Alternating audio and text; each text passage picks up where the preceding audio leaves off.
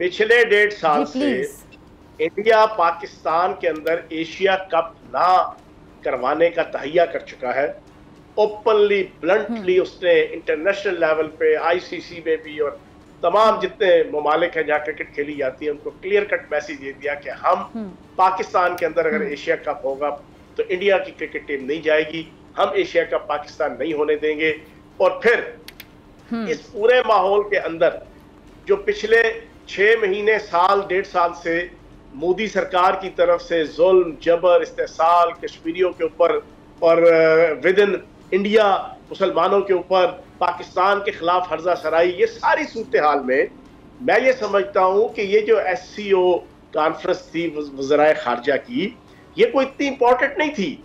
इसमें सिर्फ अगले महीने जो सरबराहान का इजलास होना है शंघाई ताउन तंजीम के, उसकी कुछ चीजें तय करनी थी, कुछ मॉडलिटीज तय करनी थी। अब ऐसे मौके पे जब इंडिया अपनी हॉस्टिलिटी के हवाले से ओपनली ब्लंटली फ्रंट फुट पे आया हुआ है, तो पाकिस्तान को भी थोड़ी सी अपनी पाकिस्तान की हुकूमत को अपनी ईगो, अपनी खुददारी और अपनी जायज अनानियत वो दिखानी चाहिए थी। और वो बड़ा आसान था। आप सिंपल ये कहते हैं जनाब कि हम वीडियो लिंक के जरिए से हम आपकी जनाब इस कॉन्फ्रेंस में शरीक हो जाएंगे, लेकिन बिलावल जरदारी तो वजीर सैर और तफरी है। उसने तो पिछले 365 दिनों के अंदर 250 दिन जो है ना सैर और तफरी में गुजारे हैं। वो तो इस तरह बुलाने पे भागा गया इंडिया, जैसे एक गधा और खोता होता है ना, उसके ऊपर जब ईंटें या उसके ऊपर बजरी या रेत ला दो ना, तो वो गधा मालिक के बताए बगैर ही मंजिल की तरफ जो है वो भागना शुरू कर देता है हिलनाते हुए। इसलिए तो उस गधे की तरह बिलावल भागा इंडिया गया है कि जब इंडिया ओपनली कह रहा है कि हम एशिया कप नहीं होने देंगे। उसने आज भी कहा, उसने कल भी कहा, उसने परसों भी उसकी जनाब भारतीय क्रिकेट बोर्ड ने ओपनली कहा कि हम एशिया कप पाकिस्तान के अंदर नहीं होने देंगे। तो जब वहां पर ये गया तो फिर आगे से उसकी जो स्वागत हुआ, मैं अब इस मौके के ऊपर सबसे इंपॉर्टेंट चीज करूंगा। मैं अभी एक वीडियो रिलीज करने लगा हूं अपनी तरफ से।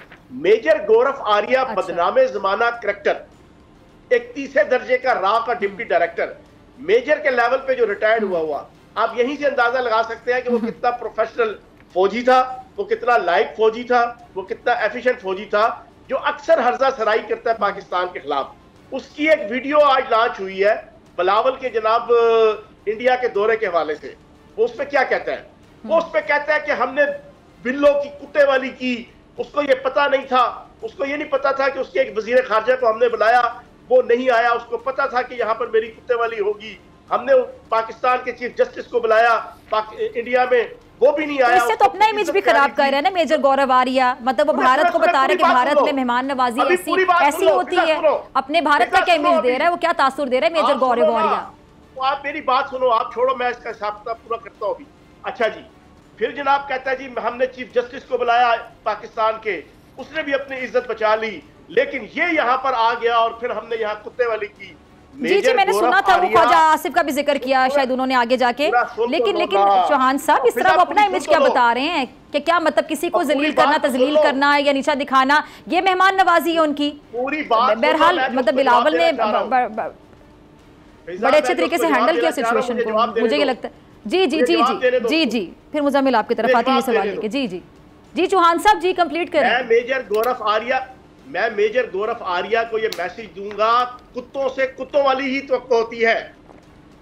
तुम्हारी कौम, इंडियन कौम, उसने साबित किया है कि उसके अंदर ना कोई एथिक्स है, ना कोई वैल्यूज है, ना कोई दीन है, ना कोई लिहाज है। तुम्हारे तरफ से कोई आता है गुलकार, फनकार, अदाकार या कोई इंटेलेक्चुअल या कोई अदीब, पाकिस्तान वाले उसको आंखों पे सजाते हैं, सीने से लगाते हैं, कंधे पे बिठाते हैं, सर पे बिठाते हैं, क्योंकि हम एथिक वाले लोग हैं, हम खानदानी लोग हैं। जो खानदानी माशरा, खानदानी लोग, जो अच्छी कौमें, नस्लें, माशरे, सोसाइटी और रियासतें होती हैं, वो दुश्मन भी घर आए तो उसको इज्जत और एहतराम के साथ बिहेव करते हैं। मेजर गौरव आर्या, तुमने चौहान साहब वैसे मेरे ख्याल से मेजर गौरव आर्या को या उस टाइप के कैरेक्टर्स को ये आग लगी हुई कि बिलावल ने, हमारे वजीर खारजा ने उनको जाके वहां पे ललकारा है। मुजम्मिल मैं ये सवाल आपकी तरफ लेकर आ रही हूँ। मुजम्मिल, फयाज साहब को भी आपने सुना, तो एक खारिजा पॉलिसी होती है हर मुल्क की, आपको क्या लगता है ऐसे में क्या स्ट्रैटेजी होनी चाहिए थी? क्या वहां शिरकत नहीं करनी चाहिए थी? इतनी तो तनकीद की जा रही है, जो खुद मेजर गौरव आर्या, मैं इसको ऐसे देखती हूँ कि वो अपनी वीडियो में, अपने वीलॉग में खुद इस बात को एक्सेप्ट करें कि भारत की क्या सोच है कि वो मेहमानों के साथ किस तरह का सलूक करते हैं, खुद खुद एडमिट कर रहे हैं ये बात। और मेरे ख्याल से वज़ीर ख़ारजा साहब ने बड़े दबंग अंदाज में हर सवाल का जवाब दिया और उनके चेहरे पे जो एक स्माइल थी, मुस्कुराहट थी, ये बिजली मार के गिर रही होगी गौरव आर्या जैसे लोगों पे। आप अग्री करते हैं मुजम्मिल या डिसएग्री करते हैं? देखिए, मैं तो टोटली सपोर्ट करता हूं उनके पास जाने को, मुझे इसमें कोई बुरी बात दिखाई नहीं देती, क्योंकि एससीओ का इजलास था, कोई बायलैटरल टॉक नहीं थी, पहली बात ये है। और दूसरी ये है कि इसमें खबरें ये भी आई कि चाइना ने भी इंसिस्ट किया बिलावल साहब को या पाकिस्तान को कि अपना कोई ना कोई रिप्रेजेंटेटिव यहाँ भेजना चाहिए उनको। और एससीओ की इंपॉर्टेंस इतनी ज्यादा है कि ऑफ द ईस्ट कहते हैं, जो कि ईस्टर्न अलायंस भी है, जिसका अपना बैंक भी होगा, अपना मिलिट्री इनका अलायंस भी है, रशिया के साथ एक्सरसाइजेस भी करते रहते हैं। तो ऐसे मौके के ऊपर मैदान खाली छोड़ देना वाज नॉट इम्प्रॉपर मुझे लगता है। और वहां जाकर भी उन्होंने जिस तरह प्रेजेंट किया अपने आप को, उसको प्रेस ने भी तारीफ की है। मुझे अफसोस इस बात पर हुआ कि पाकिस्तान के अंदर बहुत से लोगों ने डाउन प्ले किया उसको, और सिर्फ पॉलिटिकल डिफरेंस के ऊपर अपने ही वजीर खारजा के खिलाफ ऐसी मुहिम शुरू कर दी, जो कि इंडिया के अंदर लोग मजाक उड़ा रहे थे कि ये क्या कर रहे हैं, इतना तो हमारी प्रेस ने बुरा नहीं किया जितना यहाँ से हो रहा है। मतलब कोई कह रहा है कि आपसे हाथ नहीं मिलाया, हाथ अगर लैवरोव से भी नहीं मिलाया जयशंकर ने, उसकी वजह यह है कि वो था। तो जरा सी चीज को निकाल के मुझे लगता है कि इन्होंने किया है ओवरऑल पाकिस्तान के इमेज पे, और जिस तरह उसने जाके वहां पर प्रेजेंट किया अपने आप को, मुझे तो इम्प्रेसिव लगा। उसमें कोई ऐसी चीज जो सेटबैक हो, हाँ जाने के बाद अगर जयशंकर ने प्रेस कॉन्फ्रेंस करके कोई बात की है तो वो कर सकता है, क्योंकि बिलावल ने भी बुशर ऑफ गुजरात कहा मोदी को। तो अगर आगे से वैसा ही जवाब वहां से आ गया तो इवन सही। अगर कोई ये कहे कि बॉयकॉट कर दें, बात ना करें, देखें लद्दाख में चीन और भारत की प्रैक्टिकल वॉर जारी है, उसके बावजूद वहां पर वो ट्रेड भी करते हैं, अपना भी देखते हैं, डिप्लोमेसी भी करते हैं, लेकिन हम यहाँ पर अपने इंटरेस्ट के खिलाफ जाके ये नेशनलिज्म का जिंगोइज्म फैला देते हैं कि नहीं बॉयकॉट कर दो, बात नहीं करनी।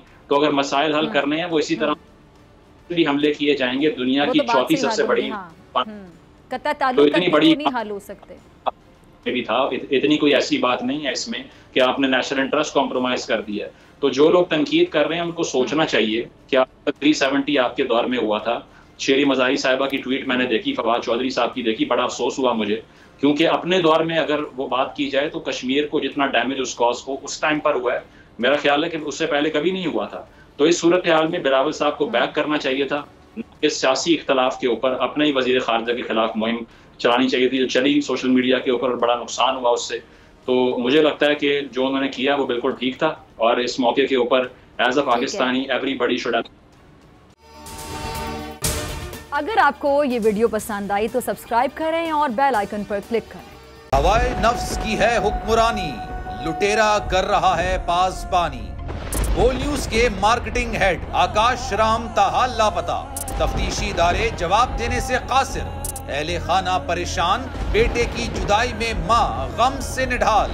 बच्चों हिंदू पर आए थे जो को पाकिस्तानी, मुझे मेहरबानी करे पंहिंजो आकाश वापस कयो। अमेरिकी सेनेट में कांग्रेसमैन की आकाश राम के अगवा के खिलाफ पुरजोर मुजम्मत। And I, of course, have been concerned about some of the terrible disappearances, some of the abuses of human rights in Pakistan. United nation ने भी आकाश राम की बाजियाबी के लिए मौसर इकदामात उठाने का इंदिया दे दिया। आलमी सहाफती तंजीम और इंसानी हुकूक की आलमी तंजीमों की भी आकाश राम के अगवा की मुजम्मत। उफ क्या जुल्म है, बोल इंसाफ का मुंतजिर। सब्सक्राइब करें और बेल दबाएं ताकि कोई खबर रह न जाए।